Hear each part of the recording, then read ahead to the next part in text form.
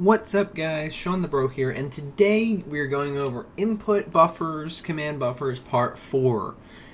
So in this episode we'll be going over how input buffers and input stacks kind of look on the screen when you're in practice mode, or just in general, if you want to be able to have input stacks displayed, things like that.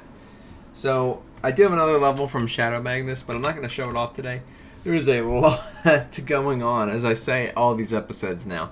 But it's true, there's a lot we gotta do. So, I was playing around with some input buffers in Street Fighter. And I tried to mimic their functionality. The positioning could change. Usually it's more on like the left side of the screen. That way it doesn't like come in contact with the player over here. Like it is now. But for now, it proves its point. Now, I've done this for player 1 and player 2, but since in this case player 2 is on the keyboard, we will be skipping that for today because it's going to need to be an episode on its own or included in a later input buffer episode. So don't worry, we're setting it up for 2 players. I'll show you how to do it today, but I'm not going to go over all the logic because it is going to get very intense very quickly. So before I get started, I just want to let you know that I will be moving this, don't worry. I will be adjusting the input buffer to a different spot, probably the left-hand side of the screen and the right-hand side of the screen. But for now, it's fine. I just put it in the middle so you could see it nice and clear, and you can see that it mimics the actions that I am doing as well. If I could remember my controls. And there you go. Alright, so what we need to do today is a lot. We need to, first of all, set up where we're going to be adding our input stack. That's what I'm calling this. The images and all, I'm calling it the input stack. We need to make sure we get our assets to actually use, even if they're temporary. We need to have a way to be able to use them, like on key press and things like that. And we need to be able to put them in stack fashion, right? So when I press a button, like if I press light attack, it needs to go on the top, but then when I press like left afterward, it has to go above that button. So we can't just add them to an array, we have to put them in a certain order too. Let's start with the assets and putting them into the HUD. I think that's a good start. So in my art folder, I have a UI folder. I made the fist image. Well, I technically downloaded it. It's a free for use image, but then I made it different colors, and then the arrows are also free for use images. You've probably seen them in some of my thumbnails. Actually, in fact, you probably saw it in this one, the input buffer episodes. So I have these 8 images. I have these 8 images here, and it's actually 9 images. I have these 9 images here, and basically they all represent something else, right? So they all represent either a direction or a specific attack. So light, medium, heavy, super, and I just have this green one in case I want to use it for anything. I don't have a block or anything like that, but I should add one. For now, this is probably sufficient. Make sure you have images in here. So these are just PNGs. When you bring them into the game, you import them like anything else. You can either hit import or more easily, just go ahead and drag them into the game or into the engine. Once you've brought them in, then they will automatically become textures. You see that? Up arrow icon, texture. You can use a texture for what we're doing today, so you don't have to convert it to a slate brush or anything like that. So once you bring them into the game, they should be fine. Okay. So those are my images. Now let's go to, we're going to make 2 widgets today, an input stack and an input stack icon. So an input stack icon is an individual image, and an input stack is going to be the stack of them, the container that holds them. I've intentionally left them up on the screen forever just because you'll only be seeing these in practice mode, and from my experience and from what I understand, they are meant to stay up forever so you can look at the inputs you've done. I could be wrong. If you want to clear them up, we can just put them on a timer. We can do that in another episode. So no worries there. It's not going to make any major changes. We don't have to do anything in the Anim BP this time, for the first time in a very long time. So I'm going to close it. I just want to kind of mention that because every episode, I think, in recent history has had stuff in the NMBP. Okay, so let's make our new widgets before going over spawning the input icons themselves. So for our input stack and input stack icon, I had them in a folder called widgets. If you don't know how to make a widget, just go to add new, user interface, widget blueprint, and you're good to go. Make two of them, input stack icon. Remember, icon is the individual image, and input stack is the list of them. Let's go to the individual image, the input stack icon. See, I got confused even there. Now, all this is an image, literally. So if you just open up common here and drag image onto the screen, that's what this is. Now, I've named the input icon, and I've given it an image by default, but you don't need to. We're going to set what the image is when we spawn it. But I wanted to I like to have my widgets kind of preview what it should look like. You'll notice in my character HUD, I have like a health bar, stamina bar filled out, and then empty, just because I kind of like to see the difference and what it might look like. So for my icon, I just gave it an image, but you can give it whatever you want, or you can actually just leave it the blank white picture. I would recommend naming it, just so it's a little bit cleaner, but you don't even have to do that. So I called it input icon. You'll notice we've done nothing in the graph. So this is genuinely just an image that we will be able to change and add to the input stack. But it's easier to use it as a widget and spawn a new widget and update the brush than it is to set an individual image in this array. Also, it's a little bit faster actually, because either way we have to be dealing with setting images. But by using a separate widget, we can just create and clean up the widget when we're done. Okay, so make a widget, add an image, make it look however you want. Call it input icon. Great. Now, in our input stack, now this is our actual container of our images. So up, down, left, right, light, medium, heavy, or whatever. Now, I'm doing a little visual trick here, again, so that I can see what it looks like. But I don't actually have this image in here. I don't want anything in my input stack by default, because if I had something in my input stack by default, then when I used an attack, you would see this down arrow even before I pressed it. And it's like, I don't want to have things in there that I didn't press. That doesn't make sense. So instead of doing some weird stuff where you make it invisible or whatever, I did this just for me. So I'll show you what you can do, and you can feel free to avoid this and not do this if you don't want. But we need something called a vertical box. So I'll start at the beginning.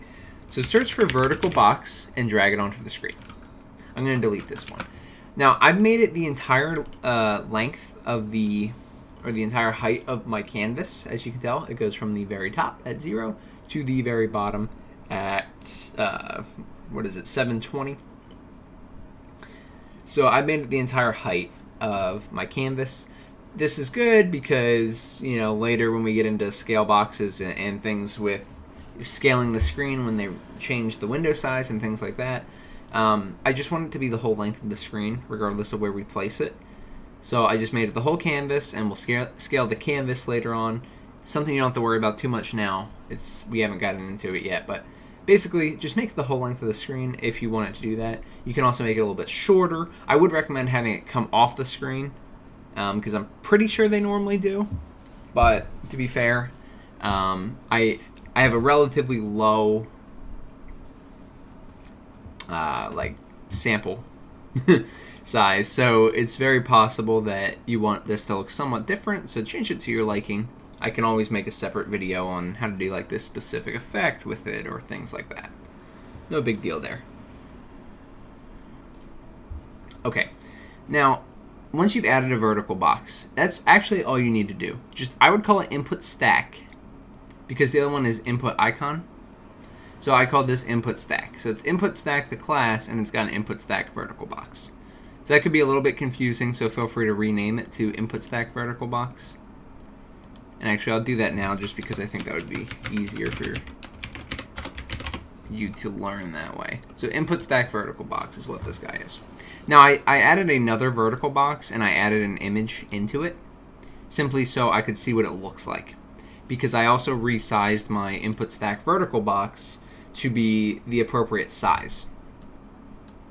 it's the appropriate size, like horizontal, to fit these images. It's a little bit bigger. But if you want to do that, that way you know your vertical box is the same size, that would be good. Now, so don't get confused with this. This is literally just a visual thing.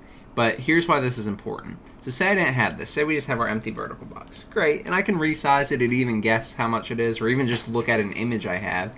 Be like, yeah, this is the size I'm going to use for all my input icons. So I don't need to put an image in there. Well, the only thing is, so vertical boxes are a little weird, and they have some kind of strange functionality that could become a problem. Not saying it will, but I would just want to show you. So if you do this, if you do have your test vertical box, as I've called it, where this is hidden, I apologize, where this is hidden, so I have an image inside the test vertical box, and that visibility is hidden. So this will never be seen on screen. Only the input stack vertical box is visible. And you can't see anything because you can't actually set the vertical box. Well, you can, but they're set to non-hit testable by default. So their children will be visible, but their images won't. But instead of putting anything in this vertical box to begin with, I just made them separate. Hopefully that makes sense. If it doesn't, just use one vertical box. You'll be good to go. But try and make sure you get the size down and pay attention to this next part. So in this vertical box where I do have the image that I'm looking at, be careful. So you don't necessarily have to do this, and you'll see that it works without doing this. But if you, just a little lesson, vertical boxes. So by default, I believe it's like this. How is it? I think it's like this, which is perfectly fine. But this vertical box, it has some alignments that are set up. When you add an image to it, sometimes it will eat up the entire vertical box, depending on how big the image is and how much it's trying to autofill it. So just be careful. You might get these huge images and things like that. Again, the reason I have this test vertical box is just so I can kind of play around with it and see like what sizes are good, what I might want to change and not change. Like for example, my image size was way too big. So this was huge when I first put this in the vertical box, but I've resized it to 80 and 80, and now it looks just fine. So you might have to play around with that. I know it was an extended lesson, but just feel free to just put in something that's going to be invisible in the game, in the HUD, so that you can see it. You can always delete it later once you're done. Alright, but I'll compile and save that with a new name, the input stack vertical box. Now, I'm going to save this because it had to change the name in here. Now that's all you got to do for these guys. So in the graph, there's nothing. Don't worry about that. Nothing in the graph. I'm going to, well, I'll keep them open, but we're not going to use these anymore. What we got to do now is bring them onto our character HUD. Now it's simple enough. We're going to add 2 of them, because if you're in practice mode, a lot of times practice mode can be played with another player, and you can have 2 different input buffers. Like I said, I won't be going over the exact functionality today, but it's more than possible, and in fact I've already done it. Made it for player 1 and for player 2. So let's go ahead and add 2 widgets. If you didn't know, you can search in here for any widgets you've already made. So for example, I can go ahead and type in, what is it, input stack right here, and I can just drag it onto the screen. Again, I'm going to delete this one because, well, I've already got 2. I don't need it. But, with that said, drag 2 onto the screen. Call them P1 inputs and P2 inputs, or whatever you'll remember, but just to know that they're different input stacks. Then, when you're here, place them wherever you want. Like some people, like I said, will probably place them closer to the left, and that's probably where I'm going to end up moving it. It's kind of hard to move a vertical box, so you're aware, or like a widget in general on another widget, because the movement's a little weird. So I like to use the this, like the actual position bar. I'll probably put it like 50. I'm gonna put this at like 1330. Nope, I didn't realize we were so close to that. We'll put that at like 2000. No, that's too far. 1800.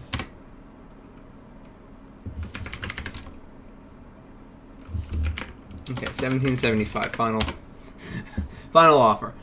Close enough for now. I'll be moving them because they probably shouldn't also be right over the health bar. But I'm just saying you can move them as much as you want.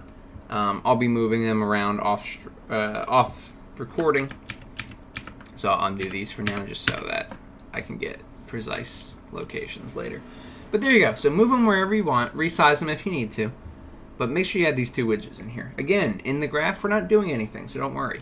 All the logic that we're going to be doing is in mutant character BP and our code today. But now you have your input stack set up, and that's good. Now we just need to populate the input stack and also make it order the way we want to order, right? Want to make sure the latest goes on the top. So the code and the mutant character BP are kind of going to go hand in hand, so I'll be switching between them a bit. I should have said this earlier, but since we are getting into the code now, and you didn't really have to have anything that we've already done prior, we are about, I think this is episode 35 into the fighting game tutorial series, and we are nowhere near done. So if you want to catch up and stay with us for this great series, then feel free to check out the iCard in the top right corner right now. That will cover, that'll get you started from the very first episode of the fighting game tutorial series. If you're interested in just catching up on input buffers, because this is part 4, I will leave part 1 right here for you. Okay, and just for the record, guys, real quick, there will be some other input buffer episodes, absolutely. I don't know if it'll be the next episode. I've done 4 in a row. I think I want to go back to Ultimates and finish that up a bit. I'm staying away kind of from the player 2 stuff a bit because I want to add controller input, and there's going to be a lot more multiplayer videos then. I'm trying not to mix single player and multiplayer too much. That way we can kind of categorize things and organize it a bit and make it easier to find for people who don't want to like search through the whole series again to try and find a specific topic. So don't worry, I'm not leaving any of that out. We will still be doing it, and I'm not giving up on it or anything like that, just kind of organizing it a little bit. Alright, so again, these are going kind of hand in hand, the code and the blueprint at this point, so I'm going to be switching back and forth a bit. But I don't change anything in begin play, so don't worry about that. We're going to need to actually open the game mode for a second. And we don't have to do much here, but we do have to set some HUD references, so I'll show you what this is about. And sorry, I thought these were already open. I don't know why they closed. Okay. So, alright, I am going to close the character HUD, the input stack. Well, I'll leave these two up because there are references to them, but I did close the HUD just because. Alright.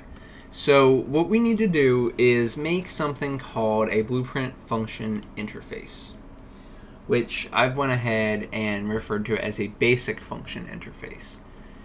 The reason you use an interface, I don't think we've used it in the fighting game tutorial, is so that you can call a function in one class or one blueprint that another blueprint will react to. So in this case, we need to call something in our default game mode BP to say, hey, I'm ready to set these HUD references. So if you're ready, I'm ready. So once it sends the message, then we know we can do some other logic in our mutant character BP. So to do this, we have to set up a blueprint function interface. And to do that, you go to add new, blueprints, blueprint function, or excuse me, it's just the blueprint interface. Apologize. I was getting blueprint function library and blueprint interface mixed up. It's a blueprint interface. This is the one you want. So a blueprint interface doesn't add any functionality in the interface. When you open it up, it'll look like this. You call it whatever you want, and you'll have a function by default. I think it'll just be called default or function or something like that. Rename it. Set HUD references. You don't have to do anything else in here. That's it. You're just renaming this. This just means we do have this reference, this function that we can now call, and this event we can now use when that function is called. Simple enough. So, great. We have this function now, set HUD references. Let's go into our default game mode BP. And I'm going to kind of show you what's going on here. So, okay, in our game mode, we go ahead and we spawn our players and we set our enemy players. Then we create our HUD widget. It's at that point that we want to set our HUD references. Now, without knowing what the HUD references are, the important part is, the reason we're doing this is because remember when we did our spawning, we were kind of like, oh, just keep looping until you find the other players. That's really not the best practice. Again, it's way better to learn that way, in my opinion, when you're starting out. There's a lot of people who think, like, oh, teach them the right way from the beginning. It's not that it's the wrong way, but it's a less efficient way, a less safe way, more than anything. But the reason we do that is because if we do it that way, at least we understand what's going on instead of just jumping into this malarkey, right?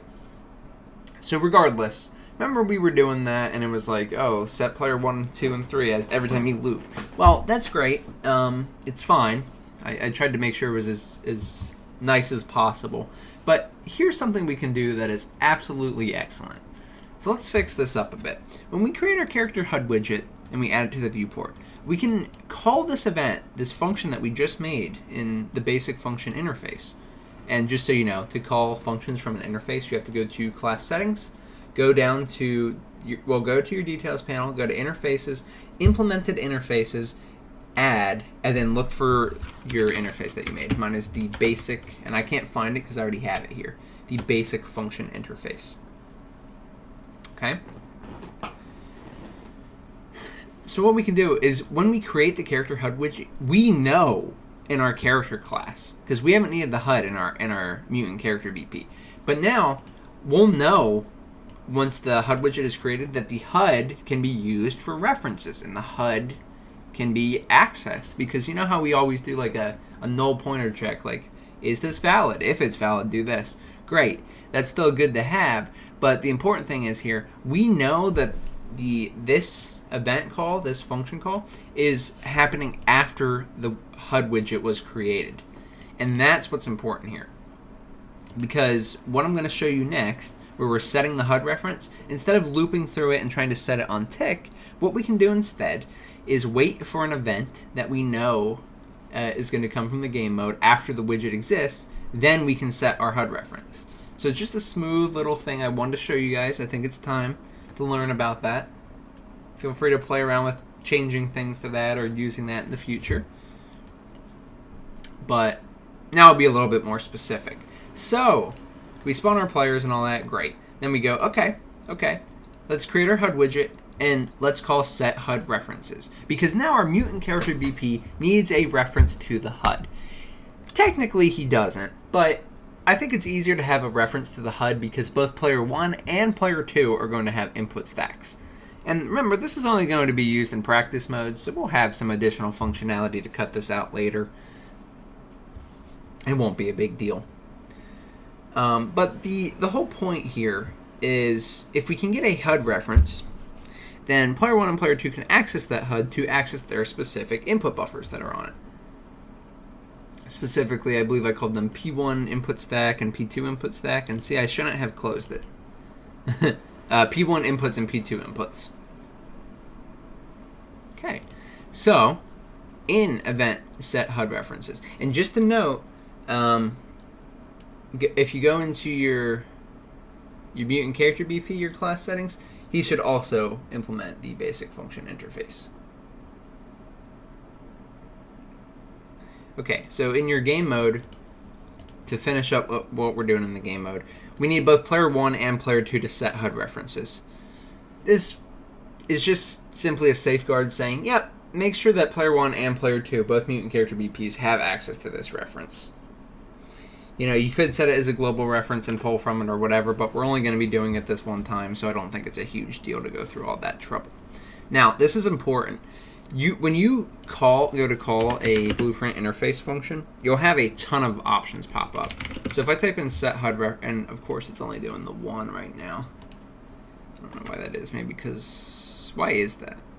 Well, normally you would get like 3. Huh. Weird. Normally you'd get 3 even with context sensitive on. I must be forgetting something. But Yeah, just so you know, the one you want is the one that says message. You have set HUD references, event set HUD references, set HUD references interface call, and set HUD references messages or message. Okay, so event set HUD references is what you call when you want to perform functionality when this is called. Okay, so we don't want the event. We want the event in the mutant character BP, not in the game mode. Okay. Set HUD references.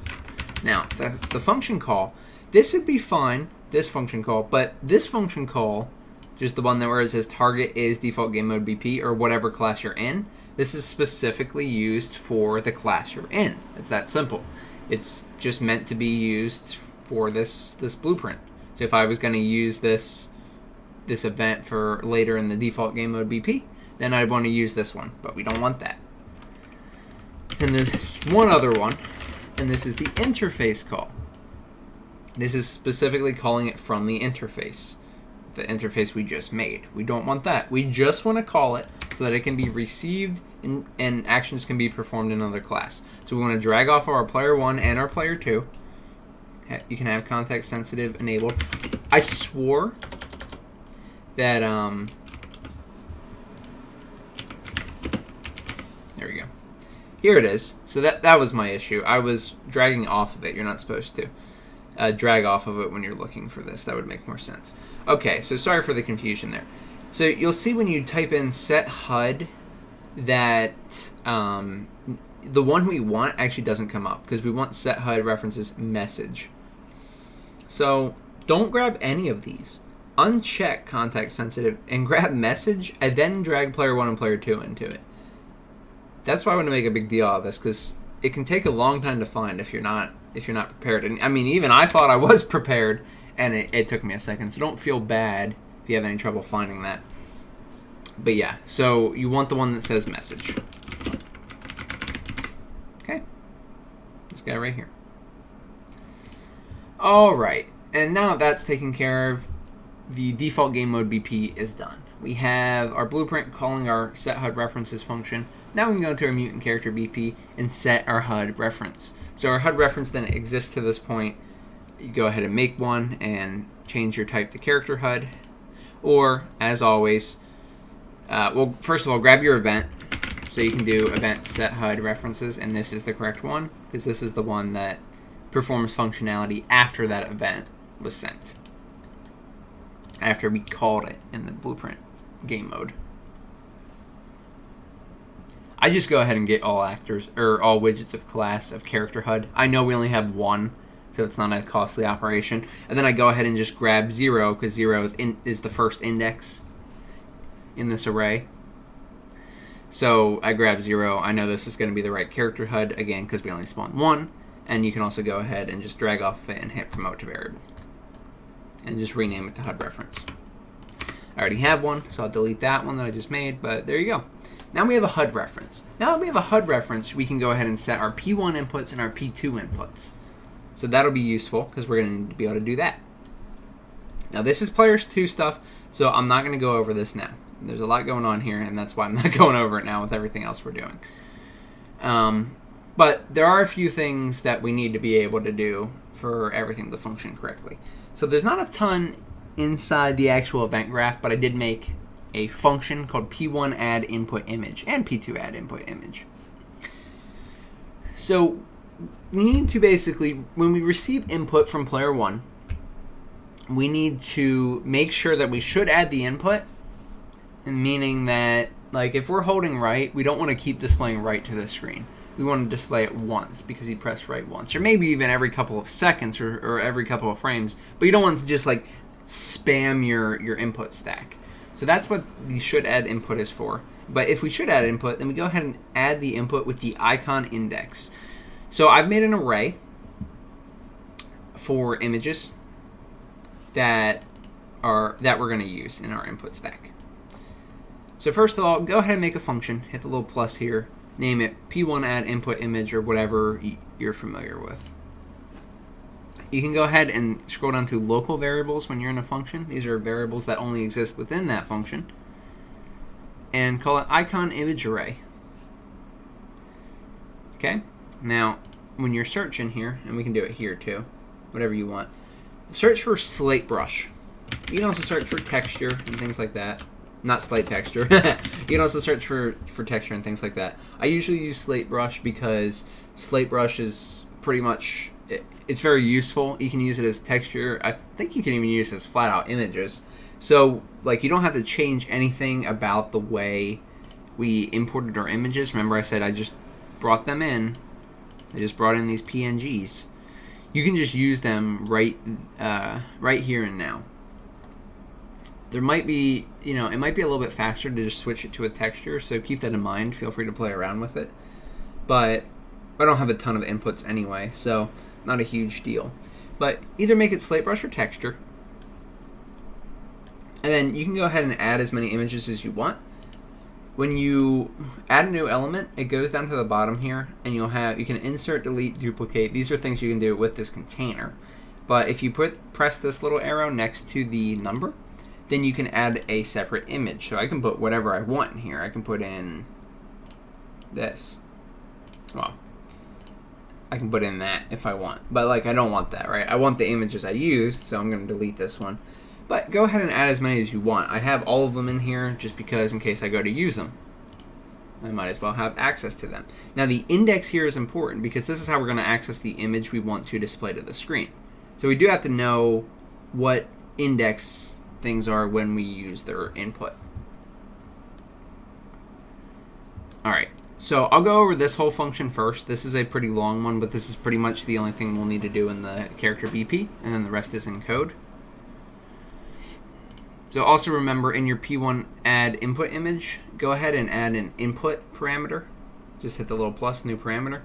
Call it icon index and make it an integer. This is the index of the array I was just talking about. So if this input is 0, then we're using the up arrow. If it's 3, we're using the left arrow. Things like that. Okay. Now, there's two more things we're going to need to make. P1 icon images and P2 icon images. Those are just the images that are currently within the character HUD, within the input stack. So we'll make them later, like right here, when we get there. Let's go over what we've done. So we grab our icon image array that's got all these guys in it, and we just go ahead and do a get on it. Literally just type get. And you can get a reference just to speed it up a bit. We don't need to make a copy. Doesn't matter. We're not going to change it or anything. We just want to use it, reference it. So we want the reference.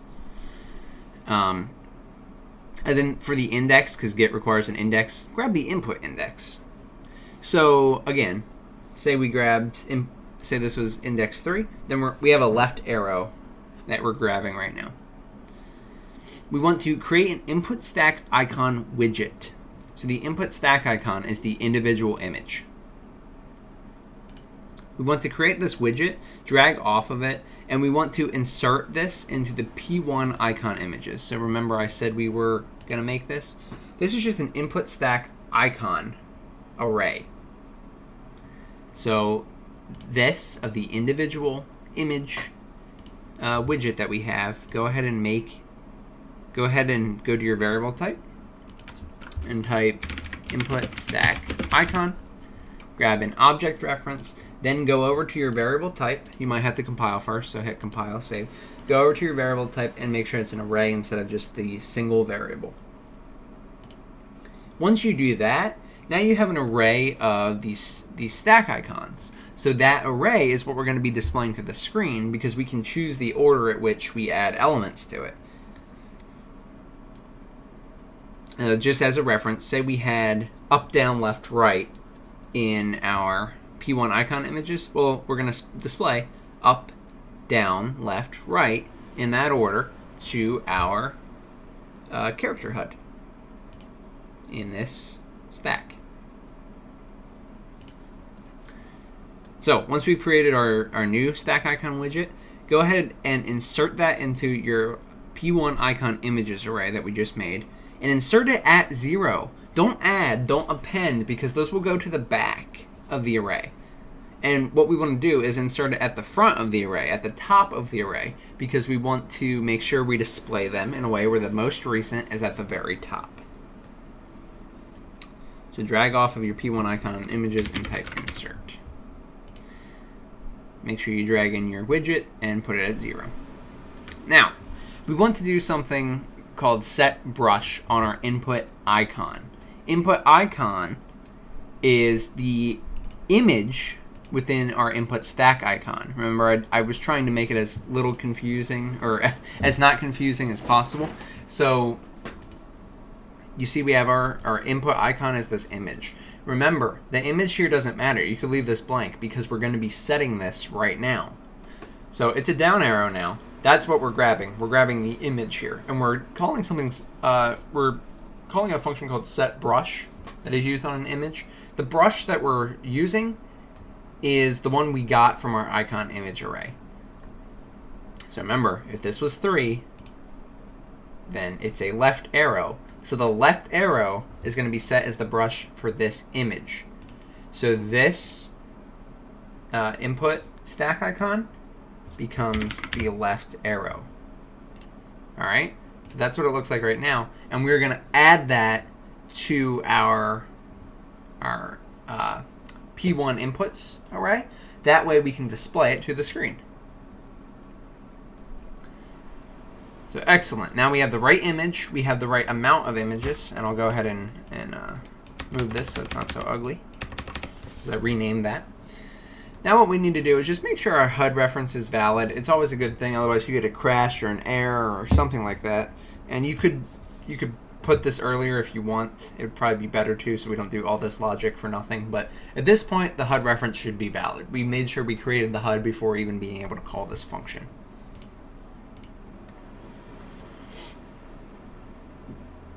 But if for whatever reason they're spamming inputs before this is valid, then just make sure it's valid before we do this.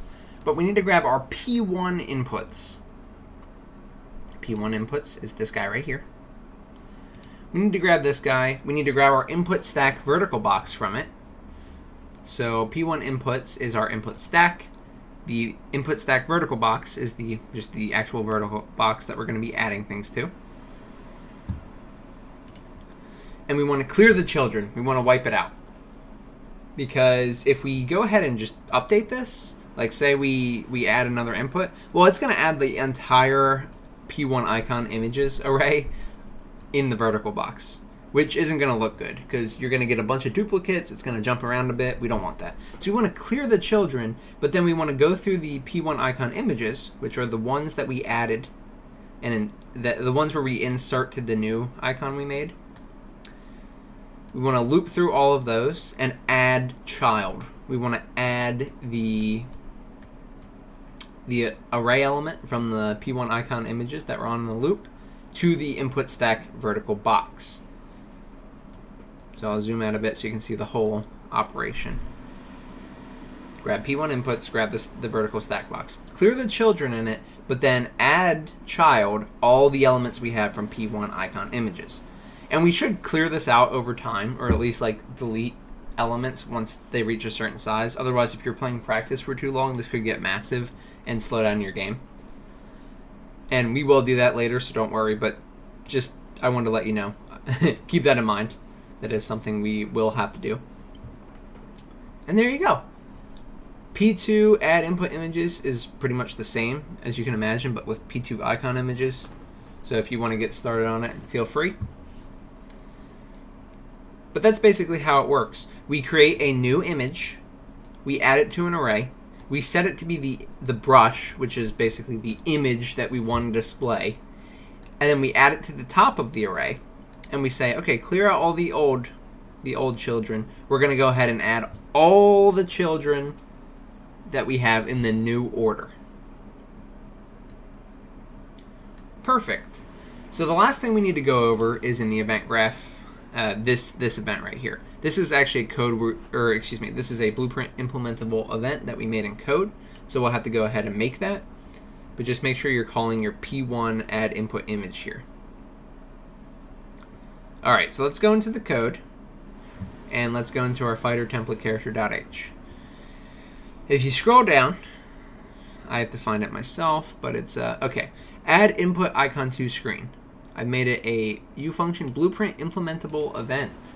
I have an integer icon index and a bool should add input. And you see I have equals true after this boolean. Bool should add input equals true. That's what is called a default parameter. So it means that you're setting a default value for this parameter. So you're saying, okay, should add input equals true. So if I call this function add input icon to screen and I don't give it this value, I can actually just give it the icon index, then this default will be what is in place of it. So if I were to call add input to screen and say 0 for icon index and then just end the parentheses, you would automatically have true in here. I wouldn't have to explicitly type it out. I'll show you why we're doing that when we get into the CPP file. But add this function, and there's one other thing we need, and it's a variable called hasReleasedAccessInput. I've made it edit anywhere blueprint read write and put it in the category input stack. We're not going to need it for the blueprint today, but feel free to use it. And then, yeah. So by default, our hasReleasedInput stack boolean is actually going to be true. It basically means, okay, we haven't pressed our access input. So access input is move right. That's it. That's the only thing we have right now. It's move right, move left. Remember, that's all done in the move right function because that's the way Unreal does it. I'll show you.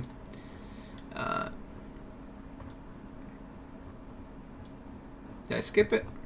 I must have skipped it. I am a fool. Here we go. So in the move right function, this handles if you're moving right or left.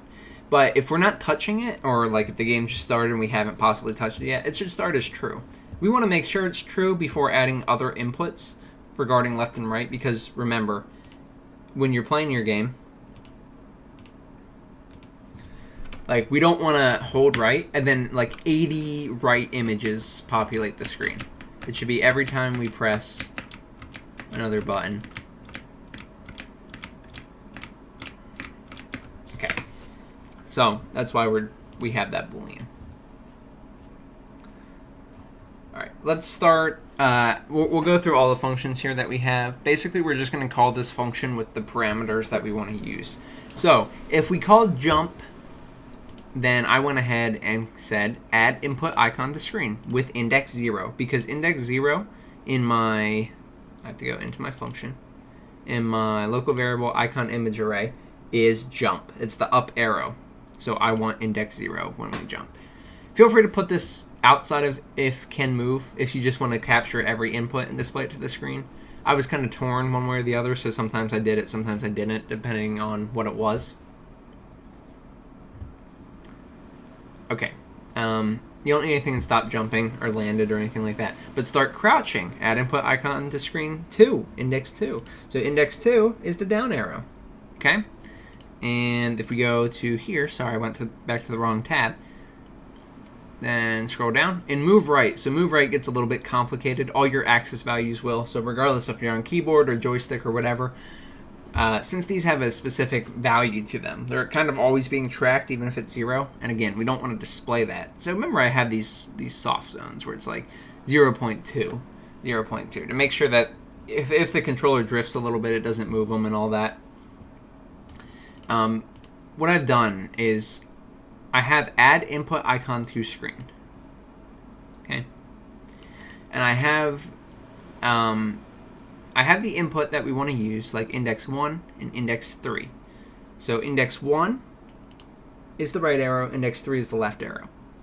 So basically what I'm saying is if our value is greater than 0.2, then we're moving to the right. If our value is less than negative 0.2, we're moving to the left. But you can see I've actually included a boolean this time, as opposed to leaving it empty, so that it was automatically true and we allowed it. I have a boolean called hasReleasedAccessInput. So if this is false, remember in our event graph right here, should add input. If this is false, then it won't do anything. So this won't get added to the screen. If it's true, we'll go ahead and add it. So this is true if we haven't touched the joystick or if we've released the joystick or whatever we're using. In this case, I'm still using keys. So if I've released my moving left or moving right. The way we determine this, And it's not entirely foolproof. If you hold both the keys at the same time, you can trick the system, just so you're aware. It'll be something we look into later, so don't worry. But there is technically that oversight at the moment. So the Boolean has released axis input. That was already true. If we're saying yes, we move right, and we've already added the axis input to the game, to the character HUD, then we want to make sure has released axis input is false.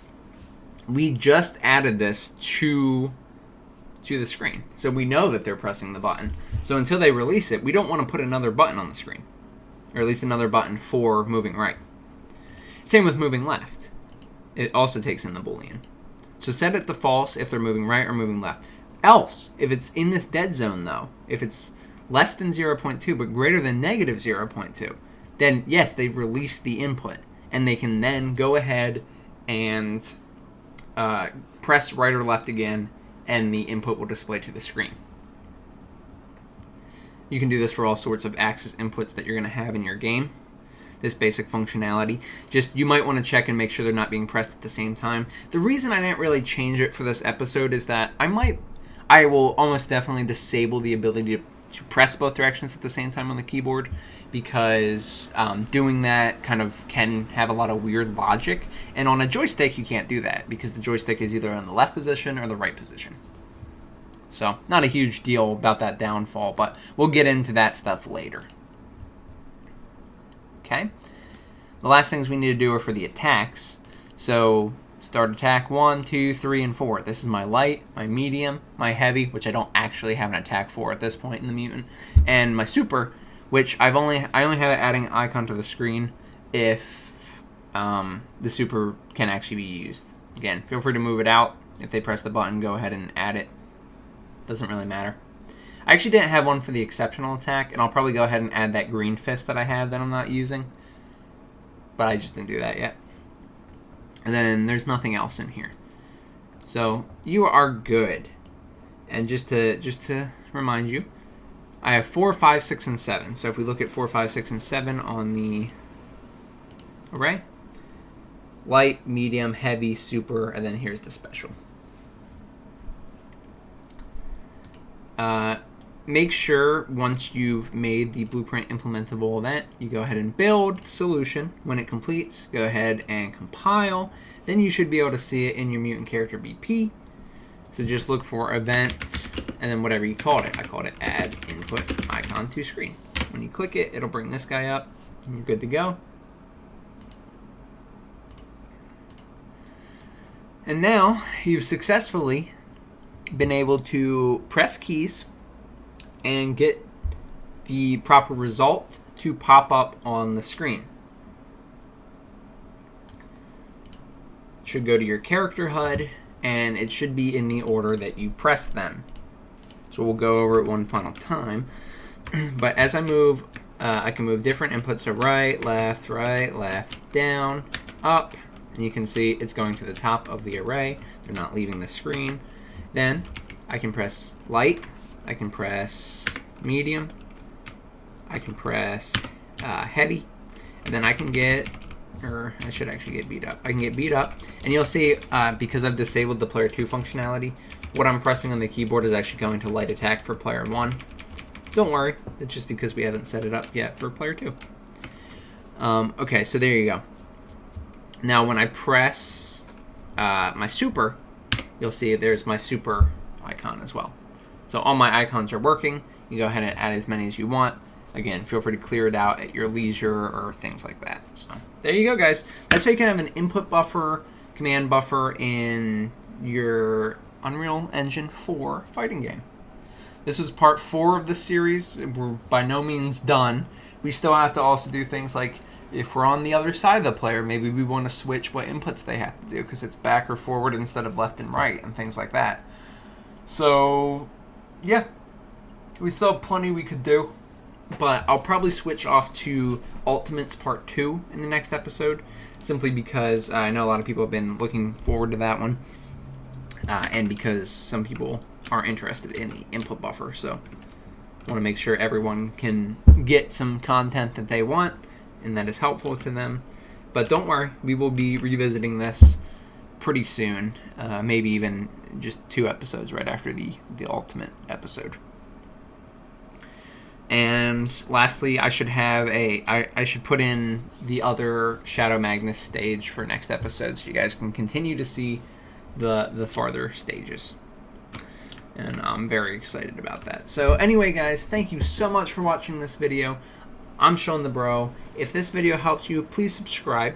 It does more for the channel than anything else you can do. It just makes me know that I'm teaching you and you're enjoying and you're learning something from it, and lets me know you're interested in the series. If you had any issues with this tutorial or any of my other videos, feel free to reach out to me. You can go ahead and join the Discord. So the Discord is, I can't put a link in the iCard because of the way YouTube works, but you can go ahead and look in the description. You should see Discord with a link next to it. Feel free to accept that and you'll join. I'll be happy to help you, as well as one of the many other members in that community. And lastly, guys, if you want to come support me on Twitch, just give me some support. Come hang out while we play some Dark Souls on Wednesday, or Resident Evil on Friday. Currently looking to go kill the king in Dark Souls 2, and we're looking to finish professional difficulty on Resident Evil 4. So if you want to come support us for any of that, I'd appreciate it. And that's it, guys. Thank you so much for watching and for following this tutorial. Let me know if you have any issues, and I'll see you in the next one, guys. Goodbye.